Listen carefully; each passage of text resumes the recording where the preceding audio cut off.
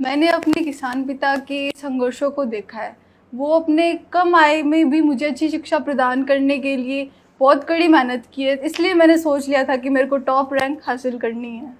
मारी छोरी छोरा गम को नहीं है, मतलब ये बात ना ऐसे अंदर से खुद को होती है कि मतलब पापा इतना सोच रहे हैं, बेटे से कम नहीं है तो बेटी बेटियों से कम हो ही नहीं सकती।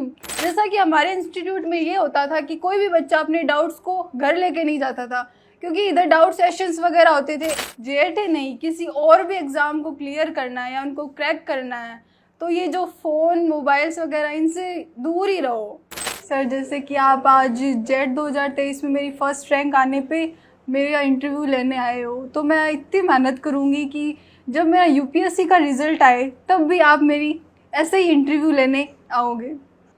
नमस्कार, मेरा नाम है दिनेश और आप देख रहे हैं सी का संदेश। भारत के पूर्व प्रधानमंत्री चौधरी चरण सिंह ने कहा था, देश की खुशहाली का रास्ता गांव और खेतों से होकर गुजरता है।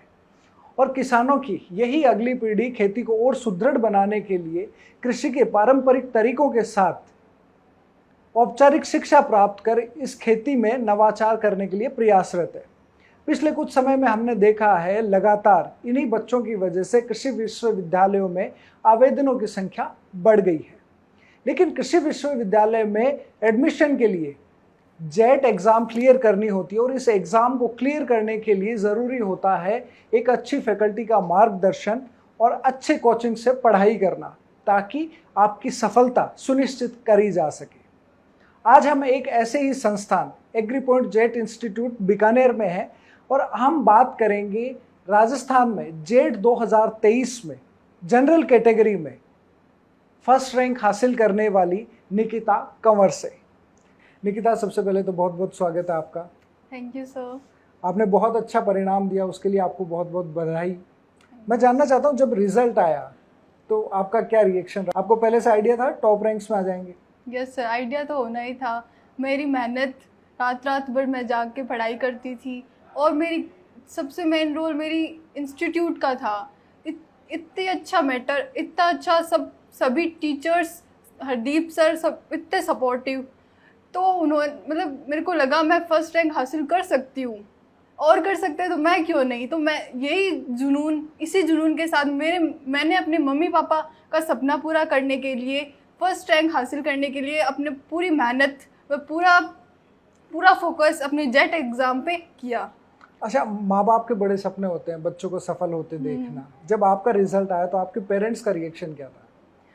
उनका रिएक्शन ये था कि मेरी बेटी राजस्थान में फर्स्ट, उनके लिए इतना प्राउड मोमेंट था उस टाइम कि वो एक्सप्रेस नहीं कर सकते थे कि मतलब इतने मेरे पापा फार्मर हैं, हम अच्छा।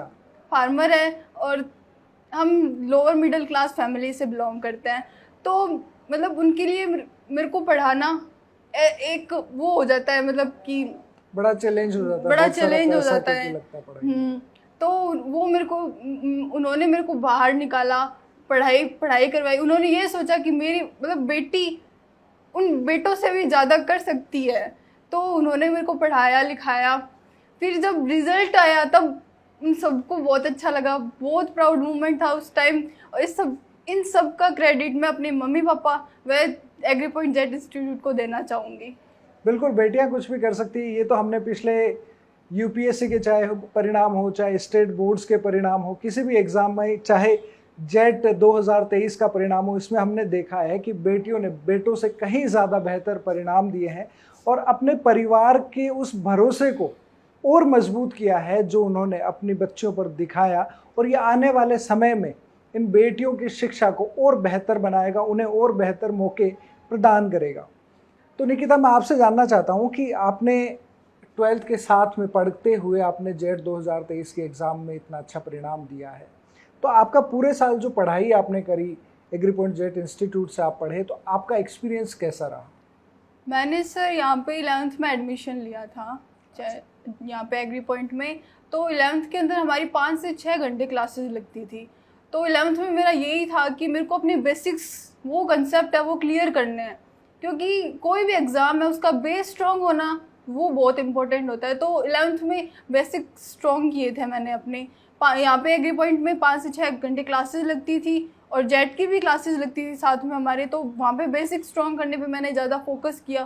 फिर जब ट्वेल्थ की पढ़ाई की, ट्वेल्थ में मतलब बोर्ड का होता ही है, सबको ही होता है, मतलब मम्मी पापा को भी होता है बेटी अच्छे परिणाम लाए, सभी अंक लाए। तो जेट ट्वेल्थ पे भी फोकस किया, जेट पे भी मैंने उतना ही फोकस किया, और साथ में CUET जैसे एग्ज़ाम के भी मैंने फोकस बहुत किया था उन पे भी। और मेरी स्ट्रेटजी ये रही सर, मतलब अपन पढ़ाई कर लेते हैं पर बच्चा रिवीजन नहीं कर पाता। अच्छा, रिवीजन एक बेस्ट स्ट्रेटजी है, क्योंकि रिवीजन जितने ज़्यादा रिवीजन होंगे ना, वो अपने सारे कंसेप्ट क्लियर हो जाते हैं रिवीजन से। और जेट जैसे एग्ज़ाम में एक तो जो लास्ट ईयर के पेपर्स है उनको सॉल्व करना बहुत इंपॉर्टेंट है, क्योंकि बहुत क्वेश्चंस आ जाते हैं, लास्ट वाले पेपर से भी क्वेश्चंस बन जाते हैं। और मैंने मतलब कभी डाउट्स नहीं रखे, जो डाउट आता वो मतलब या तो क्लास में पूछ लो या बाहर फैकल्टी बैठे उनसे पूछ लो। मतलब डाउट सेशन भी होते थे हमारे यहाँ पे, डाउट्स क्लियर, हर बच्चे के डाउट्स क्लियर होते थे यहाँ पे। हमारे केमिस्ट्री हो चाहे बायो हो चाहे एग्रीकल्चर हो, सबके डाउट्स क्लियर होते थे। तो निकिता, क्योंकि आपके फैमिली में फार्मिंग होती आई है, तो आपको क्या लगता है अब आपके फॉर्मल एजुकेशन लेने के बाद में ट्रेडिशनल फार्मिंग में आप अपने परिवार को किस तरीके से मदद कर सकते हैं, या इस एजुकेशन का किसानों को किस तरीके से फ़ायदा मिल सकता है? फॉर्मल एजुकेशन से जो फार्मर्स है मैं उनको केस स्टडीज़ वगैरह, या जो वर्ल्ड में क्या चल रहा है, मतलब कि अपना इंडिया ऐसा है डेवलपिंग कंट्री है, और जो जो डेवलप्ड हो चुकी कंट्रीज़ है उनमें बहुत अच्छी अच्छी टेक्निक्स वगैरह हैं जिससे वो हायर प्रोडक्शन ले सकता है। पर मैं इस फॉर्मल एजुकेशन से का यूज़ करके मैं उन्हीं जो टेक्निक्स हैं वो मैं अपने इंडिया फार्मर्स को बताना चाहूँगी कि अपन भी ऐसे यूज़ करके अपना प्रोडक्शन बढ़ा सकते हैं। आपने जैसे 11th-12th भी यहाँ से किया, आपने जेट का एग्ज़ाम भी क्लियर किया, पर हमें बताया गया है कि आपने अपने स्टडी रूम में सब जगह आपने लिख रखा है born to be a rank holder. इसकी क्या कहानी है? कि मेरे मम्मी पापा मतलब इतना अफोर्ड नहीं कर सकते कि हमें बाहर पढ़ाए वगैरह, तो उस टाइम ही सोच लिया था कि कुछ तो करना है।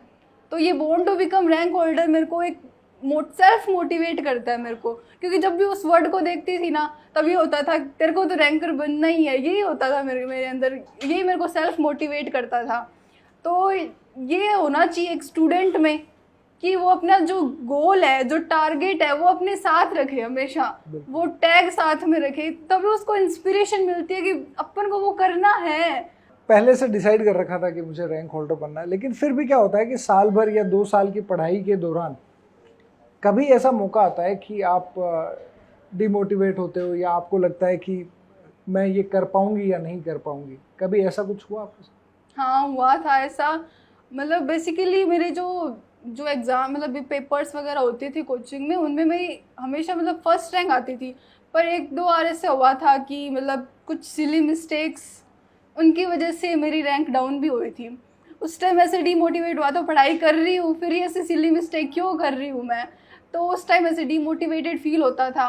तो उसको मतलब क्योर करने के लिए मैंने मोस्टली मैंने अपनी मम्मी से बात किया। मम्मा बहुत मोटिवेट करते थे, और उसके बाद में कोचिंग की जो फैकल्टी है, हरदीप सर है, इतना मोटिवेट करते थे, मतलब कि कुछ नहीं, सिली मिस्टेक इसको सुधारो, सिली मिस्टेक क्यों हो रही है, क्या कारण है उसके पीछे, उसको एकदम सॉर्ट आउट करो। फ्यूचर में आप क्या करना चाहते हो? अभी जेट का तो हो गया, आपका ICR में एडमिशन हो जाएगा, आगे क्या करना है?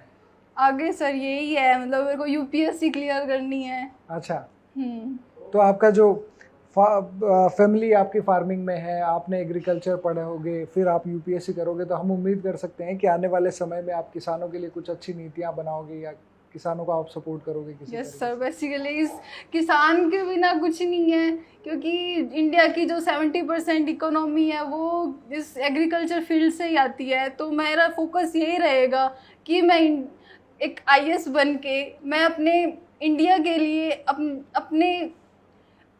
अपने इस कंट्री के लिए कुछ अच्छी टेक्निक्स व उनका सपोर्ट करके, वो उनको जो किसान इतना अफोर्ड नहीं कर पाते उनको मैं कुछ प्रोवाइड करके हेल्प करना चाहूँगी मैं उनकी।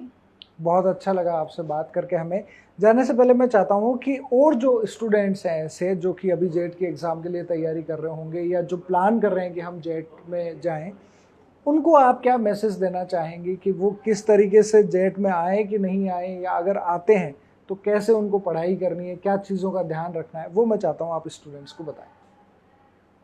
बेसिकली पढ़ाई तो सारे बच्चे करते हैं, पर मैं ये बोलना चाहूँगी पढ़ाई के साथ टीचर्स की रेस्पेक्ट वो मस्ट इम्पोर्टेंट है क्योंकि अपन कितने भी बड़े हो जाए टीचर्स के बिना अपन कुछ नहीं कर सकते, क्योंकि टीचर ही है एक वो है जो मतलब एज ए कैटलिस्ट काम करता है कि वो खुद तो वैसा का वैसा रहता है, बच्चे को आगे पहुंचा देता है। तो मैं बोलूँगी कि टीचर्स की रिस्पेक्ट मस्ट इम्पोर्टेंट है और उनको अपनी मतलब जो गोल है उन पे फोकस करना है बस, और अदर चीज़ें जैसे कोई फ़ोन मोबाइल्स अदर चीज़ें जैसे मैंने सारी लग्जरियस चीज़ें सब मतलब मेरे को मतलब ये था कि टारगेट ये है तो उनको छोड़ दिया। अर्जुन का जैसे मछली की आंख हाँ वाला टारगेट है वैसा उन सबको सेक्रीफाइस किया है। जो ये एग्री पॉइंट जेट इंस्टीट्यूट है वहाँ के अपने सारे मतलब उनके जो सपने हैं वो यही साकार कर सकते हैं कि इतनी अच्छी फैकल्टी है, इतने अच्छे डायरेक्टर सर हैं। हरदीप सर ने मेरी बहुत मदद की है, बहुत सपोर्ट किया है और यहाँ के फैकल्टी मेंबर्स वो सारे बहुत अच्छे हैं। जो जेट का जो पेपर होता है उसमें जो सारा का क्वेश्चंस वगैरह होते हैं यहाँ के मैटर से सब सॉल्व हो सकता है। मैं तो यही बोलना चाहूँगी न्यू जेट एस्पिरेंट्स को, please join Agri Point and think JET and think Agri point.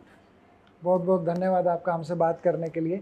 मैं आपसे भी चाहूँगा कि आपका खेती को लेकर क्या विचार है, पारंपरिक खेती के साथ साथ किस तरीके से नवाचारों के माध्यम से खेती को ज़्यादा फायदेमंद बनाया जा सकता है, इस बारे में अगर आपके कोई भी सुझाव हो तो वो भी आप कमेंट के माध्यम से ज़रूर बताइएगा।